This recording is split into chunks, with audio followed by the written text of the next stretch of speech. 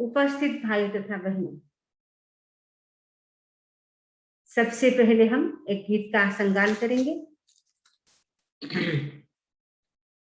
तुम आयो हे कलोरे भाई जासी एकाए, तुम आयो हे एक कलोरे भाई जासी एकाए, कोई ले सागे चाल से तो कर ले जरा विवेक, देखी हालत औरारी रे, करे क्यों थारी मारी रे, के अंतर ज्ञान जगा ले जगत में, साथी नहीं है कोई थारो, सगला भुगते या परी रे भाई करणी आपो आप, गहराई सो सोचले रे भाई, कुण बेटो कुण बाप खाद खान सी सो पड़सी रे, जहर खासी सो मरसी रे, के अंतर ज्ञान जगा ले जगत में, साथी नहीं है कोई थारो, रहनो अपने आप मेरे भाई जू जंगल रो के, ना कोई शो मित्रता है ना कोई शो वेर, मस्त है अपनी धुन मेरे, मौज एकाकीपन मेरे, के अंतर ज्ञान जगा ले जगत में, साथी नहीं है कोई थारो, सपने में भी सुख नहीं कोई पावे पर आधीन, आठ प्रहर आनंद में है सदा सुखी स्वाधीन, रहे निज गुण में रम तोरे, आपरो आपो दम तोरे, के अंतर ज्ञान जगा ले जगत में, साथी नहीं है कोई थारो, मूल सकल संघर्ष रो रहे देश भाव अवलोय, नमी जुए काखे भलो कोई, दोए मिला दुख होय, एकता सदा सुहावे रे, भावना तुलसी भावे रे, के अंतर ज्ञान जगा ले जगत में, साथी नहीं है कोई थारो। मारवाड़ी गीत समझ में आ गया आपको सबको? ठीक है, अब हम चालू करते हैं।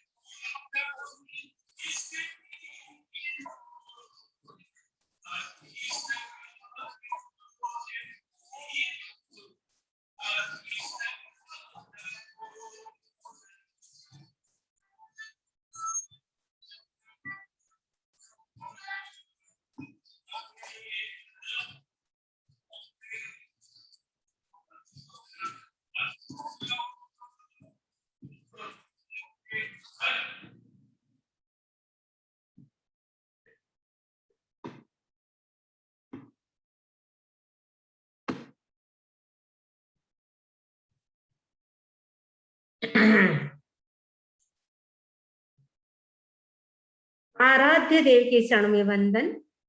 आदरणीय समणी जी, उपस्थित भाइयों तथा बहनों, 12 भावना का हमारा कई दिनों से उनके ऊपर हम लेक्चर कर रहे हैं। 12 भावनाओं पर, 12 भावनाओं के अंतर्गत हमने अनित्य भावना, असरण भावना और संसार भावना, इन 3 भावनाओं की हमने चर्चा की। आज हम चर्चा करेंगे एकत्व भावना की। अनित्य भावना हमें मैसेज देती है संसार में सब कुछ अनित्य है। असरण भावना हमें मैसेज देती है इस संसार में हमारी कोई शरण नहीं है। संसार भावना हमें मैसेज देती है इस संसार में कोई भी वस्तु सारभूत नहीं है। एकत्व भावना कहती है आई एम अलोन, मैं अकेला हूं, इस संसार में मेरा कोई नहीं है। अभी आपने श्लोक भी सुना, आप अकेला अवतरे, मरे अकेला हो,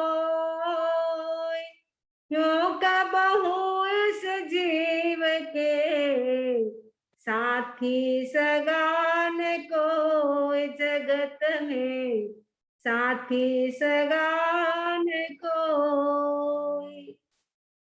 संसार में जीव अकेला ही जन्म लेता है और अकेला ही मृत्यु को प्राप्त करता है।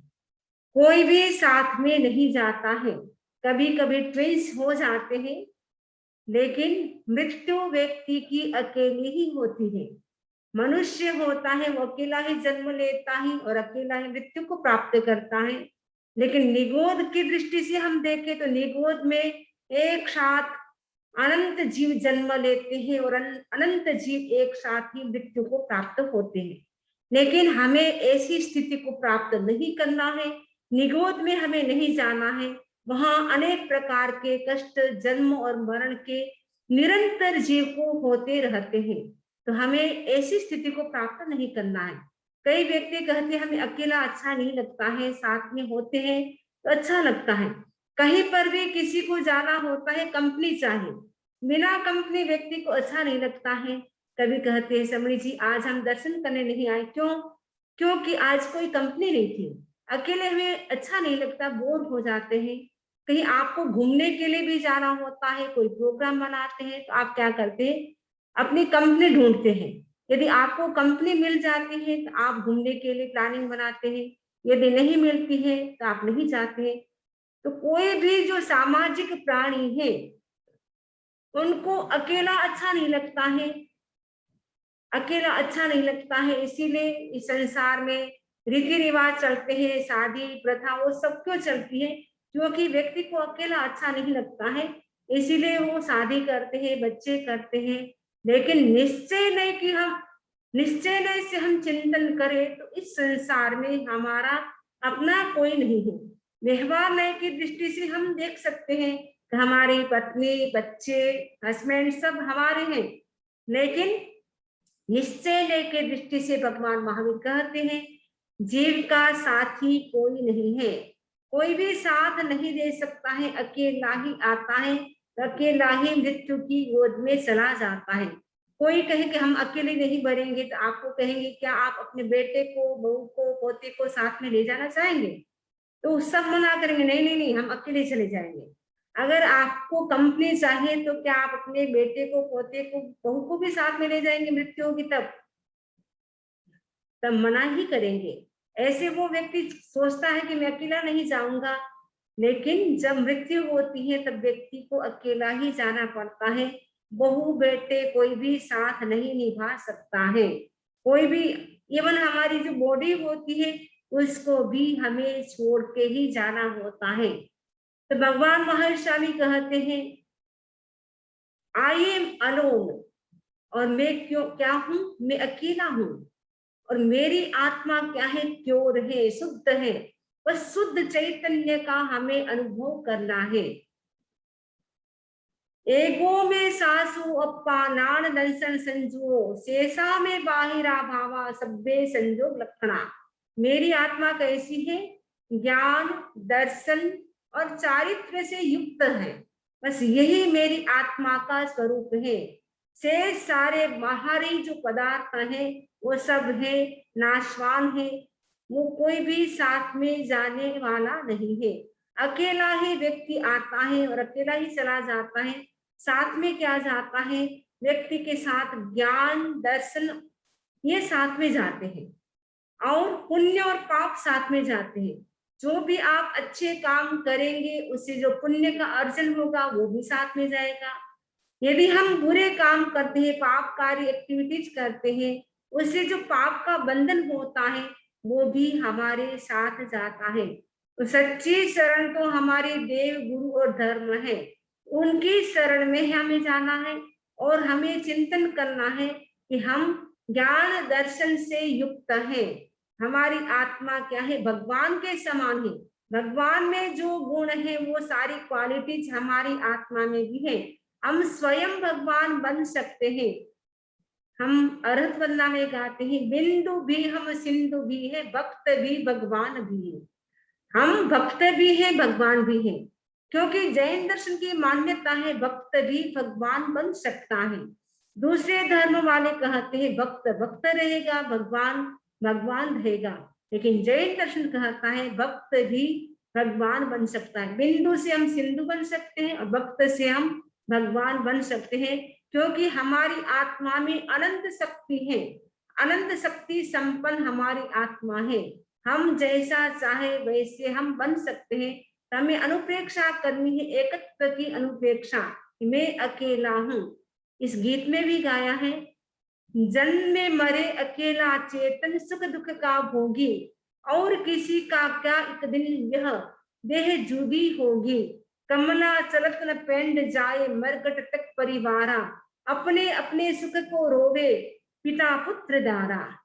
जन्मे मरे अकेला चेतन, अकेला ही जीव जन्म लेता है, मृत्यु को भी अकेला ही प्राप्त करता है। इवन यहाँ तो कह दिया सुख दुख का भोगी, सुख हो चाहे दुख हो, पुण्य और पाप का फल व्यक्ति को अकेला ही भुगतना पड़ता है। सुख में तो कोई साथ निभा सकता है, लेकिन दुख तो व्यक्ति को अकेला ही भोगना पड़ता है। सपोज कोई शरीर में पेन होता है, दुख आता है आपके घर में, तो जो व्यक्ति पाप करता है उसी को ही उसका फल भोगना पड़ता है। यानी पुण्य भोगने वाला भी हमारी आत्मा है और पाप भोगने वाली भी हमारी आत्मा है। उसमें कोई भी दूसरा भाग नहीं ले सकता है। और किसी का क्या एक दिन यह देह जुदी होगी, और तो और हम परिवार वाले व्यक्ति का तो क्या सोचे। हमारी आत्मा और शरीर जब मृत्यु होती है तब शरीर भी हमारी आत्मा से अलग हो जाता है, यानी शरीर को भी हम छोड़ करके चले जाते हैं। और जो हमारी कमला यानी जो हमारी जो पत्नी होती है, यानी आप लोगों की जो पत्नी होती है, पति होते हैं, वो पत्नी कहाँ तक जाती है? घर के दरवाजे के बाहर तक जाती है। और परिवार वाले मरकट यानी शमशान तक जाते हैं। वो भी नेक्स्ट बर्थ तक नहीं जाते हैं, जहां आपको जन्म लेना है वहां तक नहीं जाएंगे, केवल शमशान तक जाएंगे, उनको जला करके आ जाएंगे। थोड़ी देर के लिए उनको याद करेंगे, पत्नी ज्यादा से ज्यादा 1 महीना करेगी, माँ होगी तो उनको 1 साल तक याद करेगी। बाद में धीरे धीरे सब भूल जाते हैं। व्यक्ति सोचने लगता है कब तक हम याद करेंगे, वो तो चले गए, अब हम उनके पीछे क्यों रोए, हम अपना शरीर क्यों खराब करें। व्यक्ति क्या है? स्वार्थी है। जब तक हमारा स्वार्थ सिद्ध होता है तब तक तो हम बोलते हैं मेरी माँ, मेरी बेटी, मेरी पत्नी, मेरा बेटा। जब स्वार्थ सिद्ध नहीं होता है तब बोलते हैं कि कोई कोई कोई कोई का नहीं, कोई किसी का नहीं, हम सब स्वार्थी हैं। एक युवक संतों के पास गया, संतों से कहा मैं आपके दर्शन करने के लिए पहली बार आया हूँ, क्योंकि मेरी माँ रोज कहती है संत आए हैं, आप व्याख्यान सुनिए, प्रवचन सुनिए, लेकिन मैं विश्वास नहीं करता हूँ संतों की वाणी में, मेरी कोई श्रद्धा नहीं है। मुझे तो लगता है बस मेरी पत्नी, मेरे बच्चे, मेरा परिवार, उसके अतिरिक्त मुझे कुछ भी अच्छा नहीं लगता है। तो संत पहुंचे हुए थे, संतों ने कहा अरे तुम ये क्या सोचते हो, परिवार वाले तो सभी स्वार्थ के होते हैं, जब तक स्वार्थ सिद्ध होता है तब तुम्हारे हैं, जैसे स्वार्थ पूरा हो जाएगा तुम्हारा कोई भी नहीं होगा। उस युवक ने कहा, आप ऐसे कैसे कह सकते हैं? यदि मैं थोड़ा सा लेट आता हूँ, पत्नी का फोन पे फोन आता है, माँ का फोन पे फोन आता है, अरे बेटा अभी तक क्यों नहीं आया, क्या हो गया तुम्हें? इतनी सब चिंता करने लग जाते हैं मेरे पिता, मेरी माँ, मेरी पत्नी, मेरे बच्चे। मेरे बिना उनका चलता ही नहीं है। मैं हूँ इसीलिए वो घर का काम भी चलता है। मेरे बिना मेरी पत्नी, मेरे माँ बाप एक क्षण भी जीवित नहीं रह सकती। इतना मेरे प्रति प्यार है, तो मैं कैसे मानूं ये संसार के जो संबंध है स्वार्थ भरे हैं। संतों ने कहा, यदि आपको विश्वास न हो, आप प्रैक्टिकल कर ले, क्योंकि वर्तमान जमाना क्या है, प्रैक्टिकल का है। कुछ भी काम करना हो प्रैक्टिकल करना चाहिए। आप एक दिन ऐसे करें, अभी घर जाके एक डेमो करना आपको। उस युवक ने कहा, कौन सा डेमो करना? संतों ने कहा, जाते ही पेट दुख रहा है, पेट दुख रहा है, ऐसे करते करते चिल्लाने लगना, चिल्लाना। तो युवक क्या करता, डेमो करता है, पेट को पकड़ करके जोर जोर से चिल्लाता है, ओ माँ, ओ माँ, ओ माँ। तो पत्नी बोलती कि माँ आपको याद करते, आप जाइए, आपको याद कर रहे हैं, आप जाइए। तो पत्नी नहीं जाती, माँ को बोलती कि आप ओ माँ बोलते, आपको जाना चाहिए। तो माँ जाती है, बेटा क्या हुआ? माँ भयंकर पेट दुख रहा है। माँ क्या करती है, डॉक्टर को बुलाती है, वैद्य जी को बुलाती है, सारे परिवार के लोग सब इकट्ठे हो जाते हैं। लेकिन इसका दुख बिल्कुल भी, जो पेट में दर्द था, दर्द नहीं था, डेंगू था, तो फिर भी वो कोई भी उसका दुख, पेन जो था, इतनी दवाई होने पर भी पेट का जो दर्द था वो नहीं जा रहा था। तो सारे लोग थक जाते हैं, परिवार के सारे लोग। तो संत ने कहा था पहले से ही कि तुम डेमो करते रहना, और जब लगेगा कोई भी तुम्हारा दर्द ठीक नहीं कर पा रहे, तीसरे दिन में आ जाऊंगा, तुमको संभालूंगा। तो जैसे ही तीसरा दिन होता है, संत आते हैं। जैसे ही संतों को देखा, परिवार वाले खुश हो गए, अरे दुख की घड़ियों में आप पधार गए, पधारो महाराज, पधारो महाराज, धन्यवाद आपको, आप टाइम पर आ गए। हमारे बेटे को इतना भयंकर पेन हो रहा है पेट में, आप एकदम टाइम पर आ गए हैं। संतों ने कहा, मैं इस बेटे को, आपका जो बेटा है, आपका जो पत्नी को बोलते हैं कि आपका जो पति है, उनको मैं ठीक कर सकता हूँ। तो सभी ने कहा, जल्दी जल्दी ठीक करो, जल्दी ठीक करो, आप विलंब मत करो, लेट मत करो, जल्दी ठीक करो। कैसे ठीक हो सकते, बस जल्दी ठीक करो, जो कहेंगे हम करने के लिए तैयार हैं। तो मुनिराज ने कहा, संतों ने कहा, एक पानी की ग्लास लेकर आइए और मैं मंत्र पढ़ूंगा, तो उस मंत्र के प्रभाव से इसके शरीर में जो भी रोग है, जो भी बीमारी है, वो सारी पानी में आ जाएगी। तो परिवार वालों ने कहा, जल्दी कीजिए। तो संत तो धड़ाधड़ मंत्र पढ़ने लग गए, एक के बाद एक। संस्कृत में मंत्र थे, किसी को समझ में तो आ नहीं रहा था, मंत्र पढ़ते जा रहे थे। और मंत्र पढ़ने के बाद संतों ने कहा, यह ग्लास में इस आपका जो बेटा है, आपका जो पत्नी को, आपका जो पति है, इसकी जो सारी बीमारी थी इस ग्लास के अंदर आ गई है। अब शर्त एक है, जब ये पानी कोई पिएगा, वो तो मर जाएगा, लेकिन वो जिंदा हो जाएगा। सबसे पहले अपनी माँ से कहा, वो संत जाते हैं माँ के पास, ग्लास लेकर के, आपका तो प्यारा पुत्र, आप पुत्र के बिना रह नहीं सकते हैं, आप पानी पीजिए। उस माँ ने कहा, अरे अभी तो हमारी ओल्ड एज आ गई है, मेरा बेटा क्या संभालेगा पिता को?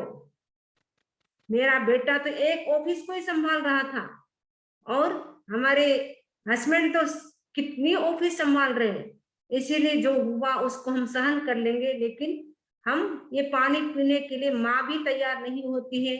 और इधर फिर बोलते कि पिताजी से कहते हैं, पिताजी आपको तो अपने पुत्र के प्रति इतना प्यार था, आप तो पानी पीजिए।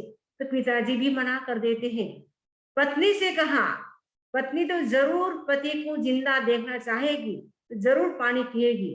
तो पत्नी ने कहा, हम दोनों में इतना प्रेम है, इतना प्रेम है, यदि मैं मर जाऊंगी तो ये मेरा पति मेरे बिना जीवित नहीं रह पाएंगे। तो जो हुआ सो हुआ, उसी को हम सहन कर लेंगे, लेकिन हम दोनों मरेंगे तो क्या मतलब है। इसीलिए पति मर जाए तो कोई दिक्कत नहीं है, मैं पानी पीने के लिए तैयार नहीं। ऐसे करके कोई भी पानी पीने के लिए तैयार नहीं होते हैं। तब संतों ने कहा कि कोई बात नहीं, मैं पानी पीता हूँ। तो सब एक स्वर में बोल उठे, अरे अरे आप तो पिए, जल्दी पिए, संत तो जिए तो लाख के, मरे तो 1.25 लाख के। सारे लोग एक ही स्वर में बोलने लगे। उतने में युवक खड़ा हो गया, हाथ में से संतों के हाथ से पानी का ग्लास ले लिया, कहा अब आपको पानी पीने की कोई जरूरत नहीं, मैंने देख लिया संसार के कैसे स्वार्थ के रिश्ते हैं। मैं तो सोच रहा था मेरी पत्नी, मेरी माँ, मेरे पिता, लेकिन कोई भी, जब मेरा दर्द हुआ पेट में, कोई भी मेरा दर्द लेने के लिए तैयार नहीं हुआ, तब मुझे पता चल गया कि संत जो कहते हैं वो सही कहते हैं। व्यक्ति अकेला ही आता है, अकेला ही जाता है, कोई भी किसी व्यक्ति का दुख दर्द ले नहीं सकता है। सभी अपने अपने सुख के रोते हैं, पिता पुत्र पत्नी जो भी होती है, अपने अपने स्वार्थ के कारण मृत्यु हो जाती तब रोते हैं, अंदर से किसी का कोई स्नेह नहीं होता है। जो मेले में पंथी जन मिलने फिर धरते, जो तरवर पे रेन बसेरा पंछी आ करते, कोस कोई दो कोस कोई उड़ फिर थक थक हारे, जाए अकेला हंस संग में कोई न पर मारे। जो मेले में पंथी जन, जैसे मेला लगता है, अनेक लोग उस मेले में आते हैं।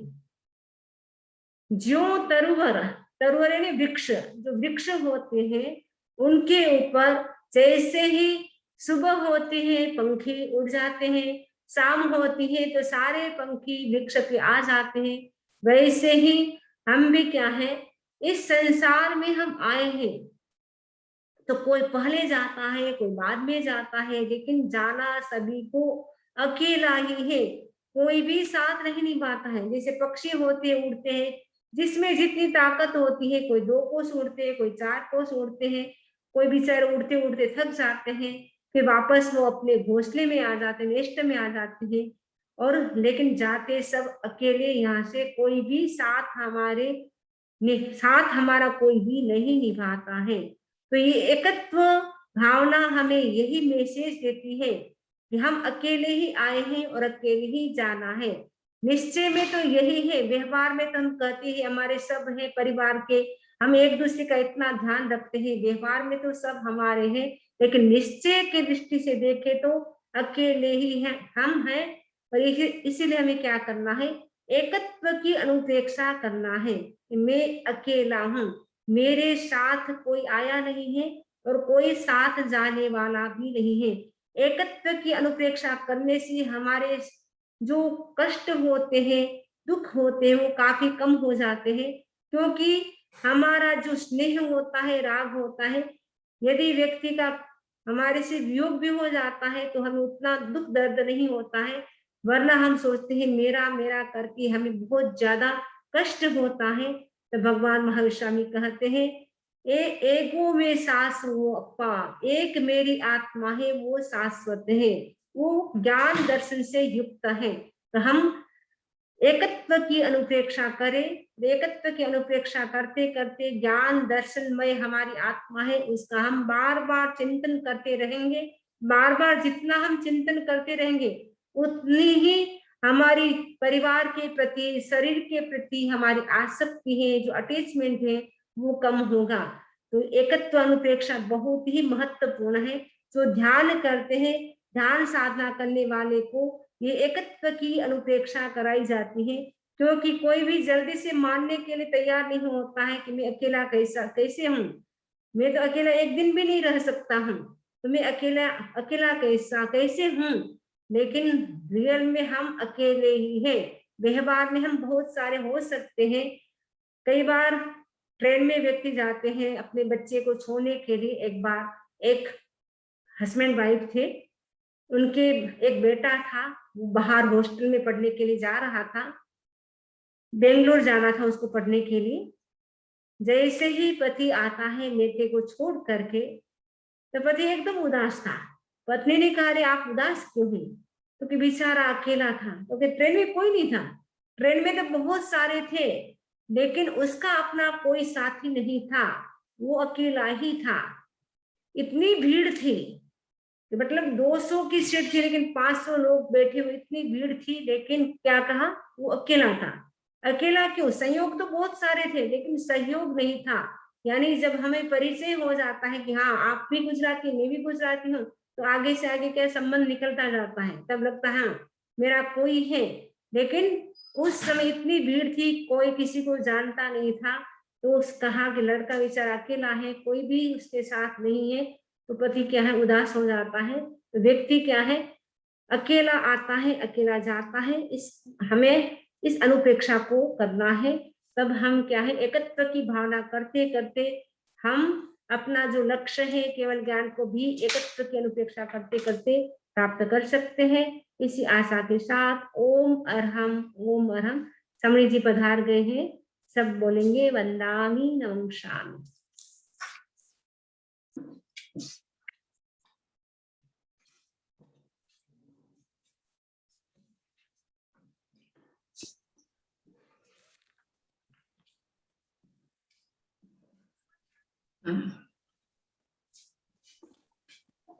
यदि ये चैतन्ये मुकुर इव भावाश्चिदचित समं भान्ति ध्रुव्य व्ययजनिलसन्तोऽन्तरहिता जगत्साक्षी मार्ग प्रकटन परो भानुरिव यो महावीर स्वामी नयन पथगामी भवतु मे। उपस्थित भाइयों बहनों, मेरे ख्याल से सभी बहनें ही बहनें हैं, भाई कोई दिखाई नहीं दे रहे है। अच्छा, अरविंद है, जगदीश भाई हैं। ओके ओके ओके, या चलिए तो हम 10 लक्षण महापर्व को भी मना रहे हैं। पर्युषण पर्व का ही एक नाम दिगंबर परंपरा के हिसाब से 10 लक्षण पर्व है। इसमें विशेष रूप से आत्मा के 10 धर्मों की चर्चा की जाती है। आत्मा के स्वरूप को, शुद्ध स्वरूप को अगर हमें समझना है तो इन धर्मों के स्वरूप को भी समझना बहुत आवश्यक है। तो हमें ये देखना है कि हमने क्षमा धर्म की बात की थी कि क्षमा जो है वो हमारे जीवन में किस तरह से हमें बैर विरोध से दूर करती है, या उसकी दूसरे जन्मों में भी एक जो परंपरा चलती है उसको समाप्त करती है। आज हम मार्दव धर्म की चर्चा करेंगे। शब्द बहुत आपके लिए नया हो सकता है कि मार्दव का मतलब क्या होता है। बाकी वैसे आप इसको अच्छी तरह से जानते कि मृदु, मृदु यानी सॉफ्ट होना, ठीक है ना। और यहाँ पर मृदुगता का मतलब है कि विनय, विनय का विकास होना चाहिए मनुष्य के अंदर, विनम्रता होनी चाहिए। 10वें कालिक सूत्र है, उसमें भगवान महावीर ने एक बात कही है, धम्मो विनयस्य मूल, विनयो धम्मस्य मूलो, है ना। धर्म का मूल क्या है? विनय है। धर्म उसी व्यक्ति के अंदर उतरता है जिसमें विनम्रता होती है। अहंकारी व्यक्ति कभी धार्मिक नहीं कहला सकता है, किंतु हमारे अंदर ही होता है थोड़ा बहुत। अहंकार किस रूप में होता है वो हमें थोड़ा समझना है। आत्मा अपने आप में तो शुद्ध रूप है, और उसे समझने के लिए, उसे जानने के लिए कभी कभी उसके ऊपर जो आवरण होते हैं उन आवरणों को हम अपना स्वरूप समझ बैठते हैं।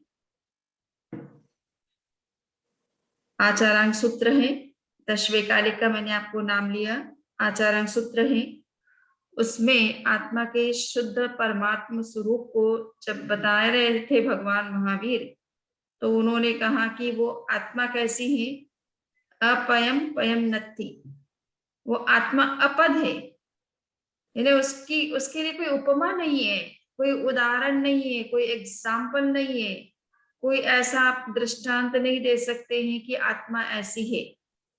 तो आत्मा को बताने के लिए कोई पद नहीं है। हम अपने आप को ये समझते हैं कि मैं प्रोफेसर हूँ, या मैं धनी हूँ, या मेरे पास में इतना सौंदर्य है, या मेरे ऐश्वर्य है, या रूप है, या बल है।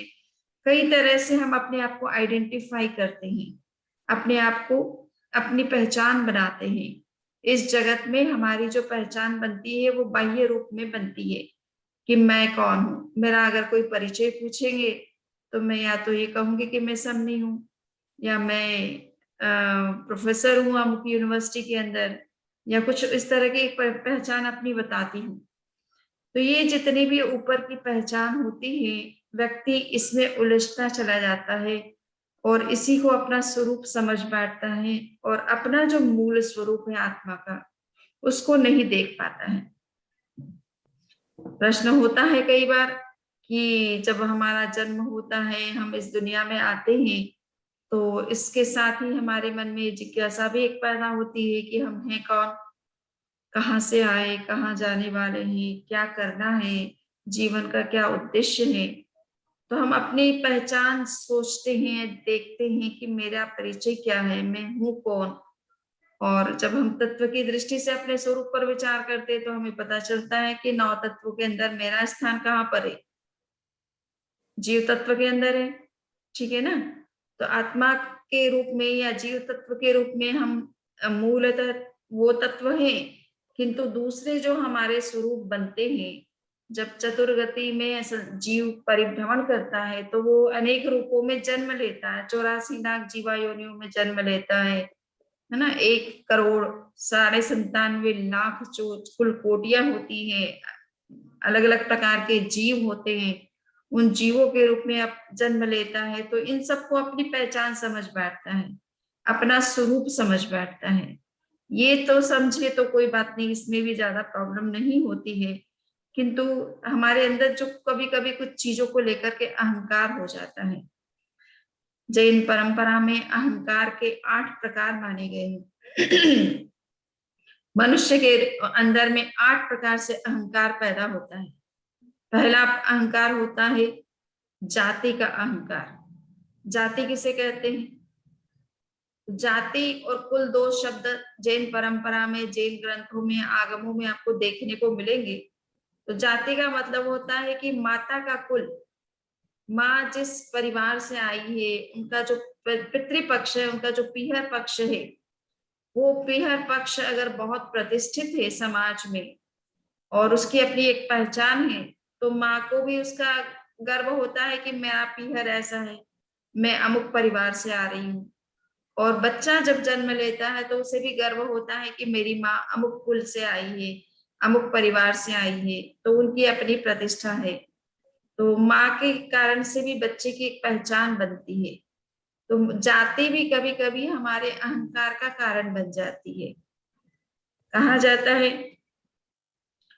कि हरिकेश चंडाल का आपने उत्तरांधन सूत्र में नाम सुना होगा। हरिकेश चंडाल जो कि साधु बने थे जैन परंपरा में और तपस्या करते थे, बहुत बड़े तपस्वी थे अपने आप में। संभवतः वो मास खमन की तपस्या भी करते थे। वो चंडाल क्यों बने? क्योंकि पिछले जन्म में वो जिस जाति में उत्पन्न हुए थे, उस जाति का उनको बड़ा अहंकार था। उस अहंकार के कारण से वो नेक्स्ट जन्म में उनकी जाति जो है वो बहुत निम्न कुल कोटि की हो गई। चंडाल जाति में उनको उत्पन्न होना पड़ा। ठीक है ना। तो जहां जिस कुल में वो उत्पन्न होते हैं, जिस माता से उत्पन्न होते हैं, उसका कारण से भी व्यक्ति को जब अहंकार हो जाता है तो नेक्स्ट जन्म में उतनी उच्च जाति फिर उसे नहीं मिलती है। तो अहंकार हमारी जो वर्तमान में जो अच्छी स्थिति है उसको डाउन कर देता है। कभी कभी व्यक्ति अपनी सत्ता या मद के कारण से महसूस करता है कि मुझे कोई मेरे से बढ़कर के कोई है नहीं इस धरती पर। किंतु कर्म के क्षेत्र में कोई भी अगर किसी भी तरह का अहंकार करता है तो वो इस जन्म में भले अपने आप को बहुत बड़ा समझ ले, किंतु नेक्स्ट जन्म में उसको वो विशेषता नहीं देख मिलेगी अपने लाइफ में। और इसी कारण से हरिकेश चंडाल पिछले जन्म में जाति से बहुत उच्च कुल में पैदा हुए थे, उच्च जाति में पैदा हुए थे, किंतु अहंकार के कारण से वो इस जन्म में चंडाल कुल में उत्पन्न होते हैं और फिर उनके अंदर एक प्रेरणा जागती है और वो साधु बनते हैं और तपस्या करके अपने अहंकार को कम करते हैं। तो ये जाति जो है ये एक अहंकार का कारण बन जाता है। कभी कभी कुल भी अहंकार का कारण बन जाता है। कुल से मतलब है कि पिता का कुल, पिता जिस का जो कुल होता है, पिता जिस परिवार से होते हैं वो कुल कहलाता है। तो पिता के कारण से भी बच्चों की पहचान बनती है। अगर पिता अच्छे हैं, उच्च पद पर हैं, प्रतिष्ठित हैं, कुछ विशेषता है उनके अंदर, तो बस संतान को भी उसका बेनिफिट मिलता है कि पिता अगर उच्च कुल के हैं या उच्च पद पर हैं तो बच्चे का प्रोग्रेस इजी हो जाता है। परंतु प्रोग्रेस करना बहुत अच्छी बात है, पिता का उच्च पद पर होना या प्रतिष्ठित होना अच्छी बात है, किंतु उसको अहंकार का विषय बना लेना ये अच्छी बात नहीं होती है। परंतु हो जाता है मनुष्य के अंदर, पिता को का स्थान उच्च होने से उसके कारण से भी व्यक्ति को अहंकार हो जाता है और वो समझ बैठता है कि मैं तो अमुक पिता का पुत्र हूँ, मुझे कोई कुछ नहीं कह सकता है, मैं जो चाहूं सो कर सकता हूँ, ऐसा सोच करके अहंकारी बन जाते हैं। तो पिता का कुल का मत करने से भी व्यक्ति का विकास जो होना चाहिए, आंतरिक रूप में चेतना का जो उच्च विकास होना चाहिए वो नहीं हो पाता है, और उच्च विकास भी पतन की तरफ बढ़ने लग जाता है। और इसके लिए हम बहुत अच्छी तरह से जानते हैं भगवान महावीर, जो कि भगवान ऋषभ के पुत्र थे, पोते थे, भरत के पुत्र थे। मरीचि के रूप में उनकी पहचान थी भगवान ऋषभ के समय में, किंतु उनको जब ये पता चला कि भगवान ऋषभ जो मेरे दादा हैं उनको केवल ज्ञान हो गया है, मेरी दादी को सिद्धि प्राप्त हो गई है, मैं स्वयं जो है चक्रवर्ती बनने वाला हूँ, वासुदेव बनने वाला हूँ और अंतिम तीर्थंकर बनने वाला हूँ। तो ये सब चीजें देख करके उन्हें बड़ा अहंकार हो गया कि मेरा कुल कितना उच्च कुल है ना, मेरे दादा कितने प्रतिष्ठित है, मेरे पिता चक्रवर्ती हैं, मैं स्वयं भी वासुदेव और चक्रवर्ती बनने वाला हूँ, तो अंतिम तीर्थंकर भी बनने वाला हूँ। तो इस कुल का गौरव करने से, गर्व करने से उनका पतन होता है।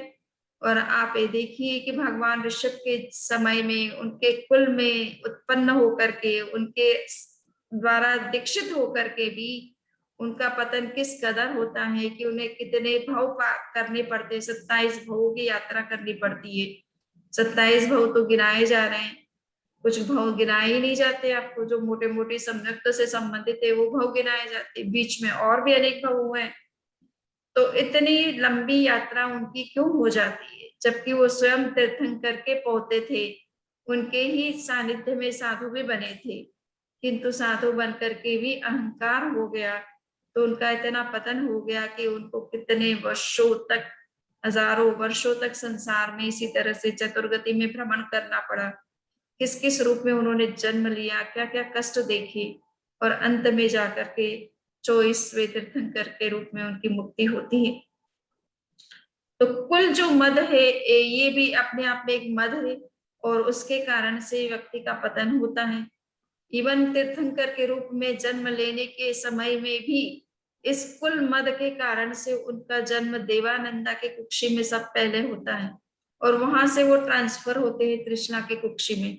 तो आप ये सोचिए कि तीर्थंकर जैसी महान आत्माओं को भी अहंकार करने के कारण से कितना बड़ा परिणाम देखना पड़ता है, कितना कष्ट देखना पड़ता है। तो एक सामान्य व्यक्ति की तो हम क्या बात करें, उसकी क्या स्थिति होती है। तो अहंकार, कुल का अहंकार, बल का अहंकार होता है। कुछ लोगों को बल का, कि हमारी जैसी फिजिकल पावर किसी के पास में नहीं है ना, हॉर्स पावर होती है, एलिफेंट पावर होती है, उसी तरह से हमारे शरीर के अंदर में जैसे घोड़े के अंदर इतनी ताकत होती है, हाथी के अंदर इतनी ताकत होती है, वैसे ही हम मनुष्य के अंदर भी फिजिकल पावर बहुत अधिक हो सकती है। और कहा जाता है कि तीर्थंकरों में कितने मतलब हाथियों का बल होता है, इतनी शक्ति उनके अंदर होती है। तो सामान्य व्यक्ति के अंदर भी कुछ शक्ति होती है, बल का अहंकार हो जाता है कि मेरे सामने कौन टिक सकता है, कोई भी आ जाए मेरे से युद्ध करने, मैं उसको बजा चका दूंगा। तो इस तरह से व्यक्ति के अंदर शारीरिक बल का भी एक अहंकार होता है। उस अहंकार के कारण से उसका पतन होता है, और जो शारीरिक बल इस जन्म में उसे प्राप्त हुआ है, नेक्स्ट जन्म में उस बल को पाना उसके लिए बहुत कठिन हो जाता है। रूप का बल होता है, कुछ लोगों को सौंदर्य होता है, इतना सौंदर्य होता है कि वो सोचते हैं कि मेरा जैसा कोई सुंदर है ही नहीं। किसी को वो पूर्ण रूप में देखते हैं तो उसकी वो हंसी उड़ाते हैं कि ये कैसा रूप है इसका। तो स्वयं के सौंदर्य की जो है वो गर्व होना, अहंकार होना, इससे भी व्यक्ति का पतन होता है। और इसके विषय में भी कहानी आपको सभी को पता है कि सनत चक्रवर्ती थे, बहुत सुंदर थे, कहने के लिए वो चक्रवर्ती ही थे। चक्रवर्ती के पास में रूप, सौंदर्य, बल, इन सब चीज की कोई कमी नहीं होती है। तो उनका रूप बड़ा सुंदर था, और कहा जाता था कि स्वर्ग में भी देवता उनके रूप की चर्चा करते थे, कितने सुंदर है सनत चक्रवर्ती। देवताओं के बीच में चर्चा जब चलती है तो कुछ देव ऐसे भी होते हैं जो सोचते हैं कि इतना क्या रूप होता है, देवताओं से बढ़कर के मनुष्य के पास इतना क्या सौंदर्य हो सकता है। देवताओं का सौंदर्य तो अलग ही प्रकार का होता है, तो क्या मनुष्य क्या देवता से भी बढ़कर के हो सकता है। तो कुछ दो एक देवता नीचे धरती पर आते हैं उनके रूप सौंदर्य को देखने के लिए। सनत चक्रवर्ती को ब्राह्मण वेश बना करके आते हैं, सीधा तो देव के रूप में नहीं आ पाते हैं। और जब वो दरबार में मिलने की बात करते हैं, ये राजा से मिलने की बात करते हैं, तो उनके जो राजकर्मचारी होते हैं वो कहते हैं कि अभी दरबार का समय नहीं है, राजा इस समय आपसे नहीं मिल सकते हैं। तो उन्होंने कहा कि हम देखो बहुत दूर से आए हैं, हमारे पास में इतना समय नहीं है रुकने का कि दरबार का कब लगेगा और कब हम देखेंगे राजा से। तो अगर तुम राजा को हमारा निवेदन करो कि हम इतनी दूर से उनसे मिलने आए हैं, उनको देखने के लिए आए हैं। तो राजा ने सोचा कि ठीक है, अगर इतना ही उनकी इच्छा है। तो वो उस समय तक उन्होंने स्नान नहीं किया था, वस्त्र आभूषण कुछ इस तरह से पहन नहीं रखे थे जिस तरह से वो दरबार में जाते समय पहनते। तो उनसे उन्होंने कहा कि ब्राह्मण आने दीजिए ब्राह्मण महोदय को, अगर उनके पास में इतना वक्त नहीं है वेट करने का। तो अंदर जब वो गए तो देखा कि राजा जो है अभी तैयार नहीं है, अपनी सामान्य वेशभूषा में बैठे हुए हैं, परंतु दिखने में बड़े सुंदर लग रहे हैं। ऐसा लग रहा है कि स्वर्ग में भी ऐसा सौंदर्य देखने को ना मिले। तो उन्होंने कहा कि राजन, बहुत ही आप वास्तव में हमने आपकी प्रशंसा रूप की सुनी थी, और वैसा ही रूप आप में देखने को भी मिल रहा है, परंतु अभी तो आप वैसे तैयार भी नहीं है। तो राजा ने कहा कि आप थोड़ी देर ठहर जाइए, मैं दरबार में आता हूँ, अभी तो मेरा क्या रूप देखा है, मैं जब दरबार में बैठता हूँ तैयार होकर के तब आप मेरा रूप देखिए। तो उन्होंने कहा ठीक है, कोई बात नहीं, अब आपकी ऐसी इच्छा है तो हम वैसा भी कर लेंगे। दरबार के समय में जब गए तो देखा कि सनत चक्रवर्ती बैठे हुए हैं, और जो राजशाही वेश है, जो आभूषण है वो सारे उन्होंने धारण कर रखे हैं, मुकुट पहना हुआ है, बहुत सुंदर मुकुट है, सब कुछ है। तो राजा ने उन ब्राह्मणों से कहा कि आप देख रहे हैं इस समय मेरा कैसा रूप आपको नजर आ रहा है। बोले कि राजन, आप वैसे हैं तो सुंदर, ये बात तो सही है, किंतु जिस रूप में हमने आपको सामान्य वेशभूषा में देखा उस समय जो आपका सौंदर्य था वो अब नहीं दिखाई दे रहा है। राजा ने कहा ऐसा कैसे हो सकता है। बोले कि देखिए राजन, अब अगर आप अपनी जो पिकदानी होती है जिसमें आप थूकते हैं, ऐसी एक पिकदानी मंगा करके आप देखिए कि आपके शरीर की स्थिति इस समय क्या है। तो उन्होंने पिकदानी मंगवाई और उसमें थूका तो देखा कि उस थूक के अंदर कीड़े किलबिला रहे हैं, अर्थात उनके शरीर में 16 प्रकार के महारोग हो गए हैं। तो राजा ने कहा कि अचानक कैसे क्या हो गया है। तो ब्राह्मणों ने कहा कि राजन, ये रूप का अहंकार है आपका, इस अहंकार के कारण से ये आपके अंदर महारोग पैदा हो चुके हैं, और अब ये रूप आपका इस रोग के कारण से समाप्त होने का है।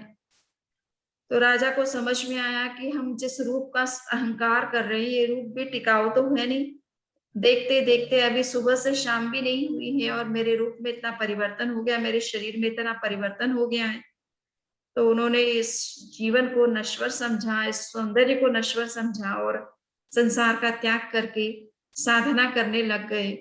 और शरीर में जो 16 रोग थे उनके लिए कोई तरह की मेडिसिन उन्होंने नहीं ली। कहा जाता है कि देवता एक बार फिर उनके पास में आए और उन्होंने उनसे कहा कि राजन, आप तो अब साधु बन चुके, साधना कर रहे हैं और आपके शरीर में इतने महारोग हैं, इन रोगों का हम निवारण कर सकते हैं, हमारे पास में इस तरह की मेडिसिन है, आप ले लीजिए हमारे से। तब राजा ने कहा कि ब्राह्मण देवता आप जो भी हैं, आपकी मुझ पर बहुत कृपा है, परंतु अब मैं समझ चुका हूँ कि ये सौंदर्य, ये सारा फिजिकल रूप कितना स्थायी है, इसलिए अब मैं ये नहीं चाहता हूँ कि इस शरीर का मैं कोई उपचार करूं, मुझे अपनी साधना करके अपने कर्मों को काटना है। इस सौंदर्य में, इस शरीर के मोह में मुझे नहीं फंसना है, इसका कोई मुझे उपचार नहीं करना है। उन्होंने कहा कि आप इतना पीड़ा देख रहे हो, हमारे पास मेडिसिन है, हम चला करके आपके पास आए हैं। साधु के लिए आप चला करके कोई मेडिसिन लेकर के आता है तो वो जल्दी से लेते नहीं है, परंतु एक ब्राह्मण है और शुद्ध मेडिसिन उनके पास में थी तो वो ले सकते थे। तो राजा ने कहा कि ब्राह्मण देवता, आपकी बहुत अच्छी बात है, आपकी बहुत कृपा है मुझ पर, आपकी इतनी सहानुभूति है, किंतु आप यदि जाने तो मेरे पास स्वयं अपने रोगों के निवारण करने की शक्ति है। जिस थूक को थूकने से जिसमें कीड़े बिला रहे थे, अभी वो थूक अगर मैं निकाल करके बॉडी पे लगाऊं तो मेरी बॉडी सोने की तरह चमकने लगेगी। इन्हें थूक में इतनी मेडिसिनल प्रॉपर्टी आ चुकी है साधना करते करते तप के द्वारा, कि अब मेरा थूक खुद स्वयं मेडिसिन बन गया है। ठीक है ना? तो इसको कहते हैं आमर्ष औषधि बोलते हैं। जब साधना की गहराई में व्यक्ति जाता है तो कुछ शरीर के अंदर अपने आप कुछ इस तरह की रिद्धियां सिद्धियां प्रकट हो जाती है, जिसको आमर्ष लब्धि कहते हैं। उस वो शक्ति जब जीव में प्रकट हो जाती है तो उसका हर शरीर की हर चीज, हर गंदगी, इवन यूरिन हो, चाहे टूल हो, चाहे थूक हो, सभी मेडिसिन का काम करती है। तो उन्होंने कहा कि अब मेरे अंदर तप के प्रभाव से ये शक्ति प्रकट हो चुकी है कि मैं स्वयं अपने आप को स्वस्थ कर सकता हूँ, किंतु मैं अपने आप को स्वस्थ नहीं करना चाहता।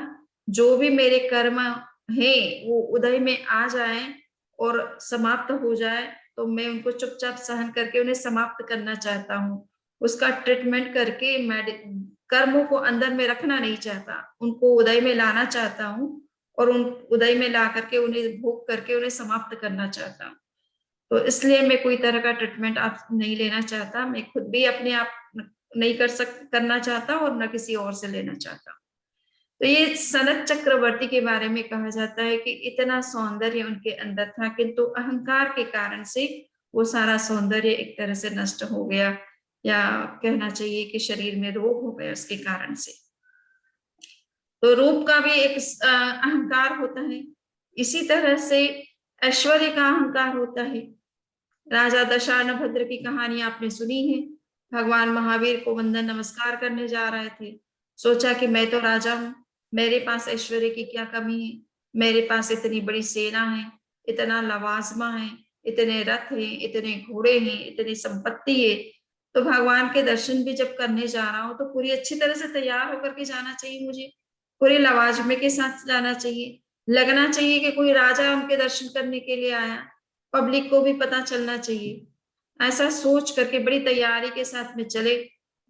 उधर इंद्र ने स्वर्ग से देखा कि राजा दशानभद्र भगवान महावीर को और उनकी परिषद को अपना जो वैभव दिखाना चाहते हैं, वैभव का प्रदर्शन करना चाह रहे हैं।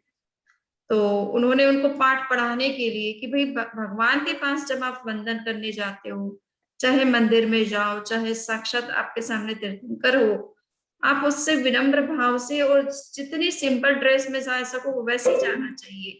भगवान को क्या तुम्हें वैभव दिखाना है, वो तो स्वयं वैभव का त्याग करके आए हैं।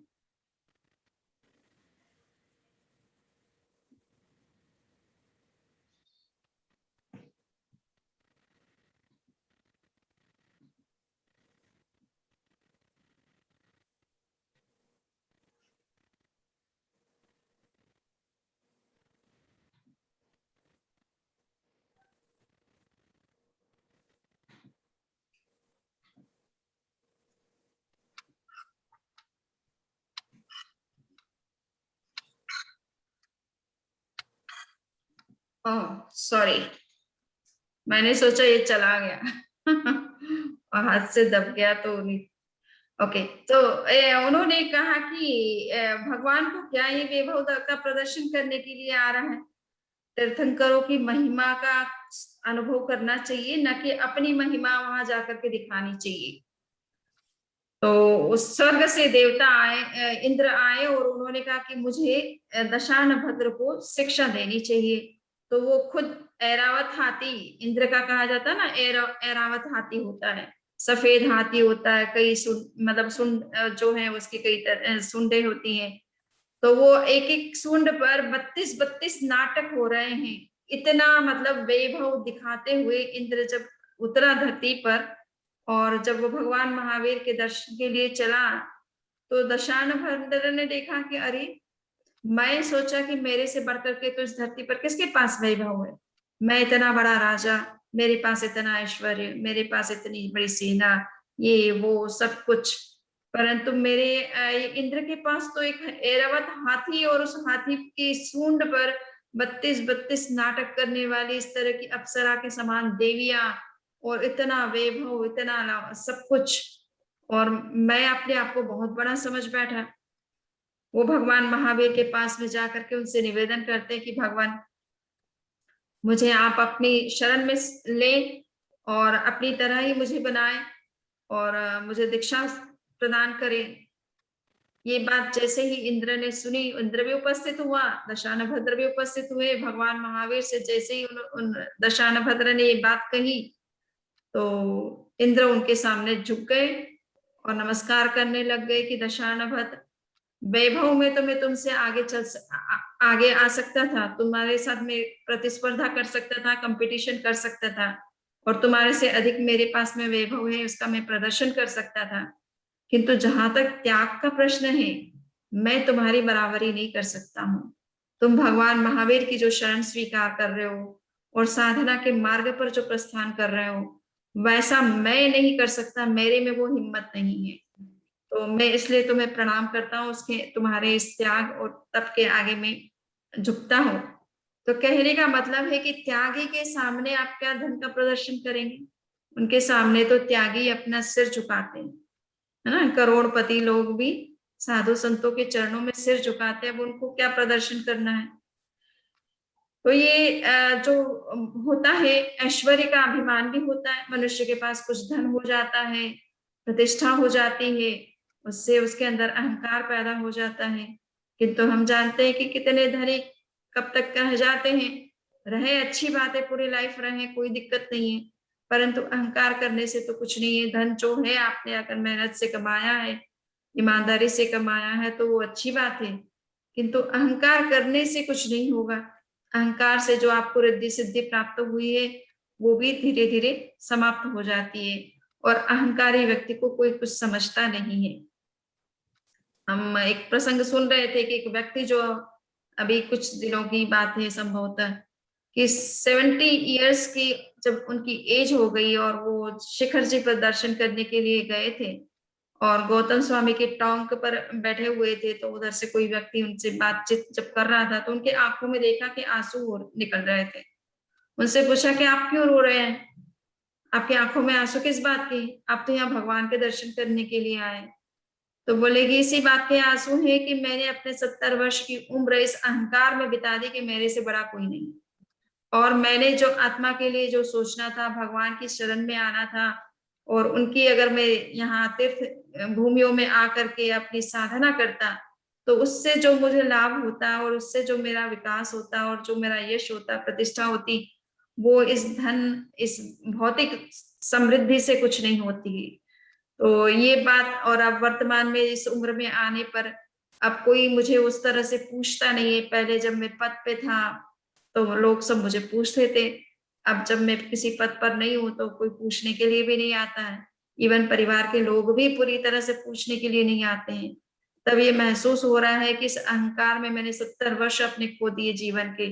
अगर उस समय मैंने धर्म की आराधना की होती, तो आज मेरी स्थिति कितनी आगे की होती और मैं किस रूप में होता। तो ये अब ग्लानि महसूस हो रही कि अहंकार में व्यक्ति कितना समय निकल जाता है, उसे पता नहीं चलता है किंतु जब अहंकार उतरता है तब उसे पता चलता है कि उसने अपना समय कितना व्यर्थ खो दिया है। तो ये ऐश्वर्य का भी अहंकार व्यक्ति को होता है। इसी तरह से श्रुत का अहंकार होता है, ज्ञान का भी अपना अहंकार होता है। और ये तो बहुत प्रसिद्ध है कि जितना पढ़ लिख लेते हैं उतना व्यक्ति के अंदर अहंकार हो जाता है। आजकल पढ़ाई लिखाई का बहुत अच्छी ट्रेंड है, सभी लोग पढ़ते हैं, लड़कियां भी पढ़ती हैं, लड़के भी पढ़ते हैं, और उसके कारण से अहंकार भी बहुत बढ़ गया है। डिवोर्स होने का बहुत बड़ा कारण ईगो है। दोनों चूंकि बराबर के पड़े हुए हैं, तो अब कौन किसके अंडर में रहे, कौन किसकी माने, सबका अपना अपना दिमाग चल रहा है।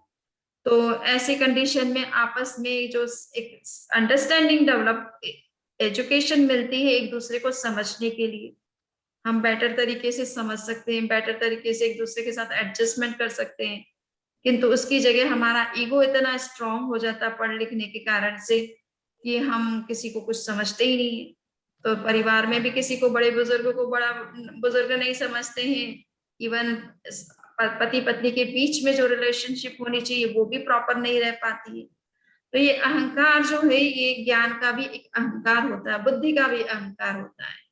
और उसके कारण से भी जब है व्यक्ति का पतन होता है, तो चाहे वो परिवार में रहे, चाहे समाज में रहे, अहंकार किसी भी प्रकार का हो, ज्ञानी बनने के पर ज्ञान का अहंकार होने से भी लोग उनके पास नहीं आते जो अहंकारी होते हैं।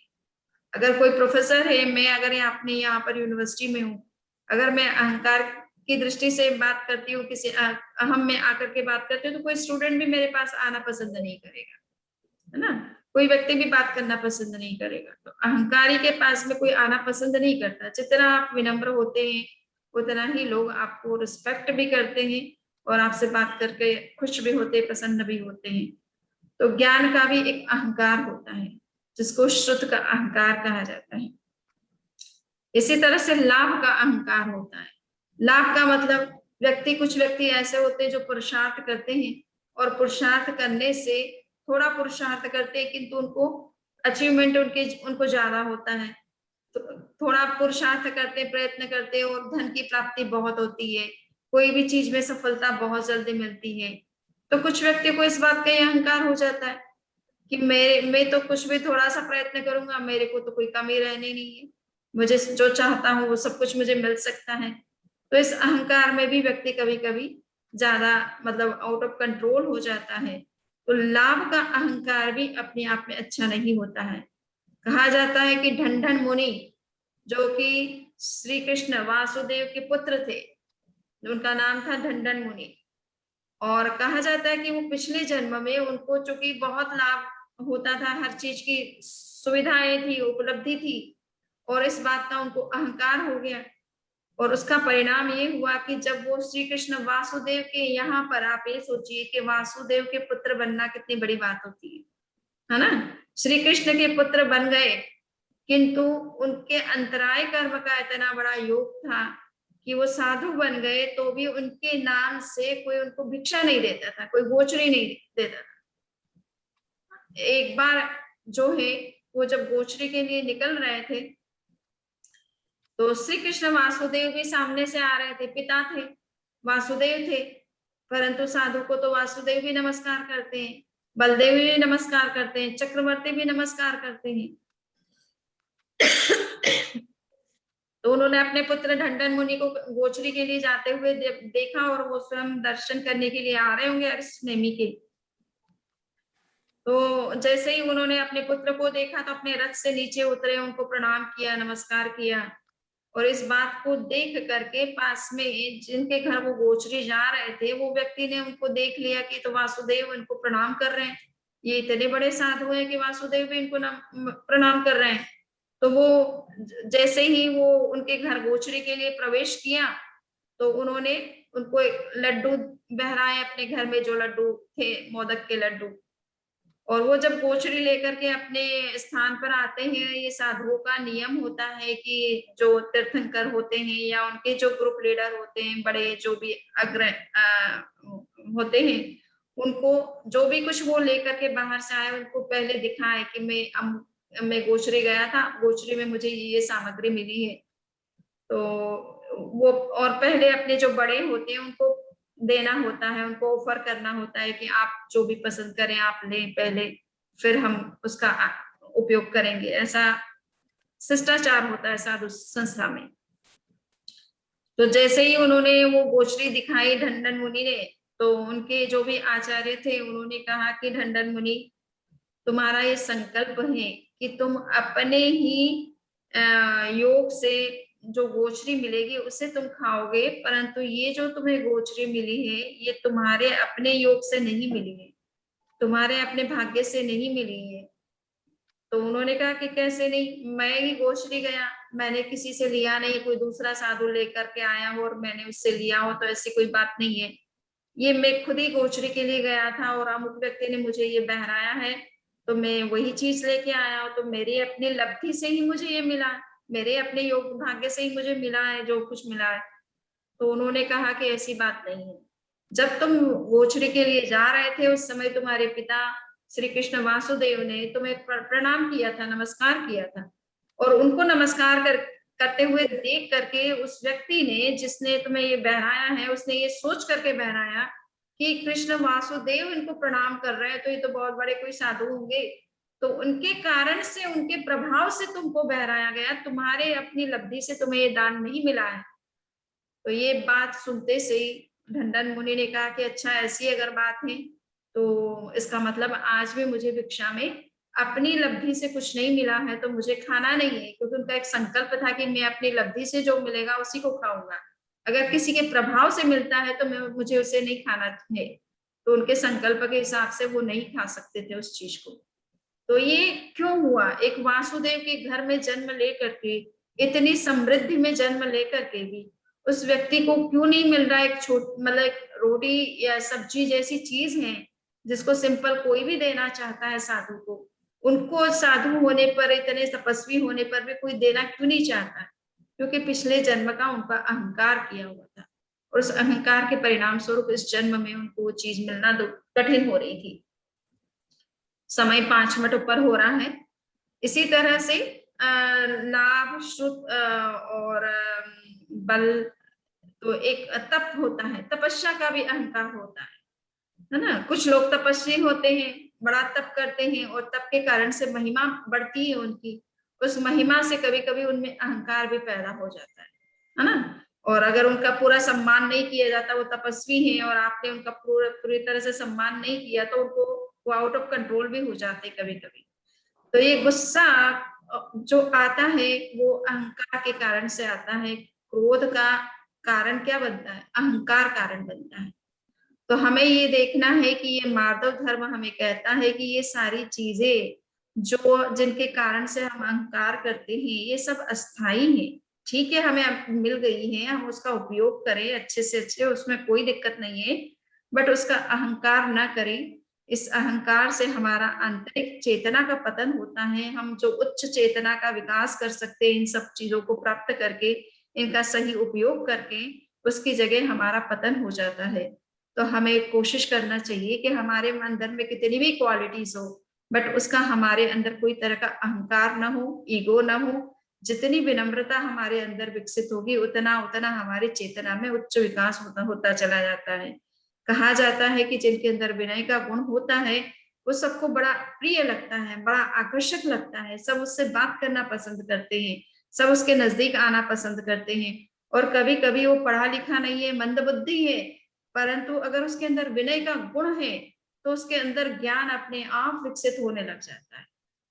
थोड़ा पढ़ता है और अधिक उसको समझ में आता है तो उसकी चेतना में इतनी निर्मलता बढ़ जाती है विनम्रता के कारण से कि अपने आप उसका आंतरिक विकास होना शुरू हो जाता है।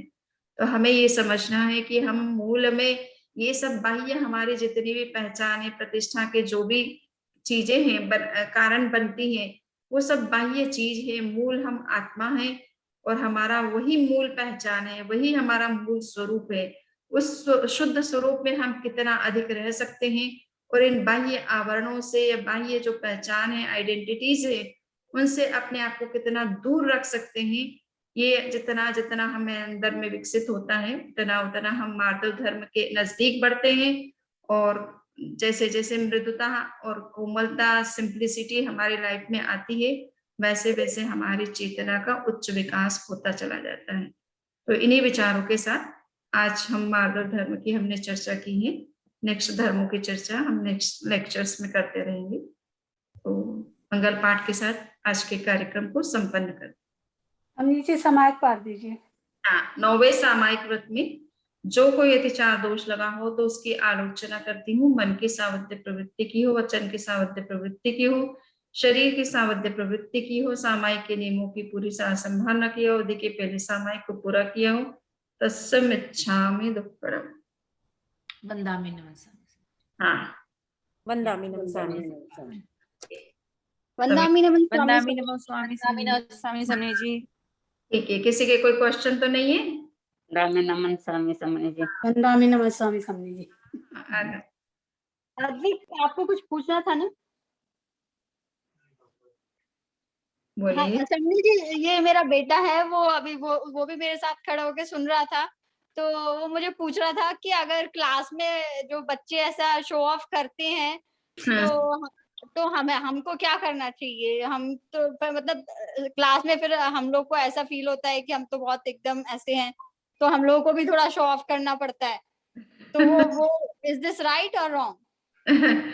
देखिए, शो करने की जरूरत नहीं, आप आगे बढ़ते रहिए, आप अपनी स्टडी पर फोकस करिए। शो करने की जरूरत नहीं है। आप जब आपके मार्क्स अच्छे आएंगे तो वो अपने आप, जिसको जो शो कर रहा है ना, वो अपने आप सबसाइड हो जाएगा, है ना। आप आगे बढ़ने की कोशिश करिए, आप अपने अंदर वो क्वालिटी लाइए जिससे कि वो अपने आप डाउन हो जाए। जैसे अभी अपन ने देखा कि राजा दशानभद्र की बात सुनी आपने, इंद्र की बात सुनी नहीं?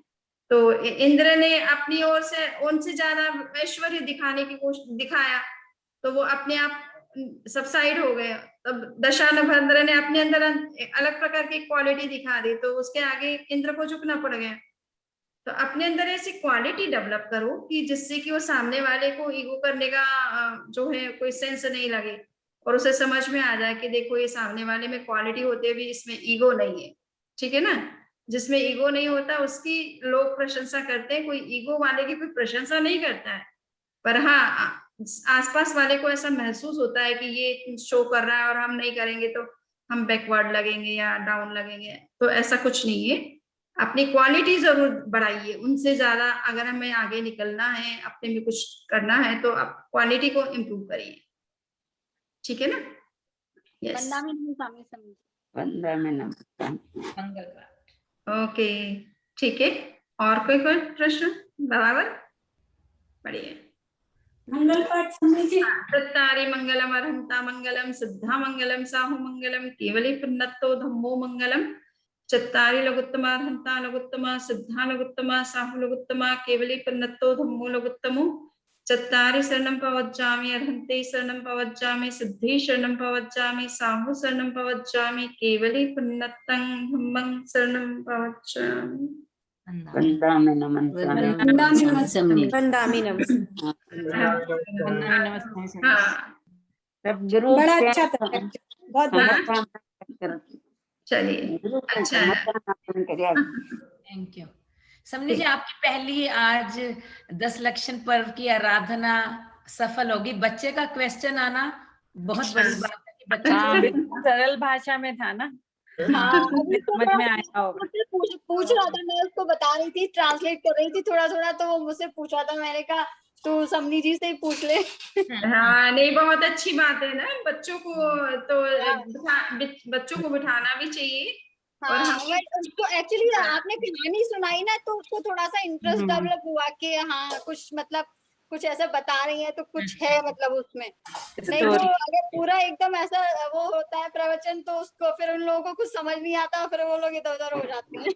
वो बात सही है। बच्चों को तो क्या है, कहानी के माध्यम से इजीली चीजें समझ में आ जाती है। बच्चे तो क्या, मैं तो कहती कि कितना ही बड़ा व्यक्ति भी है, अगर प्रवचन में आप कहानी के माध्यम से कोई बात समझाते हैं तो सभी को अच्छे से समझ में आती है, और नहीं तो फिर ऊपर ऊपर से जाता है।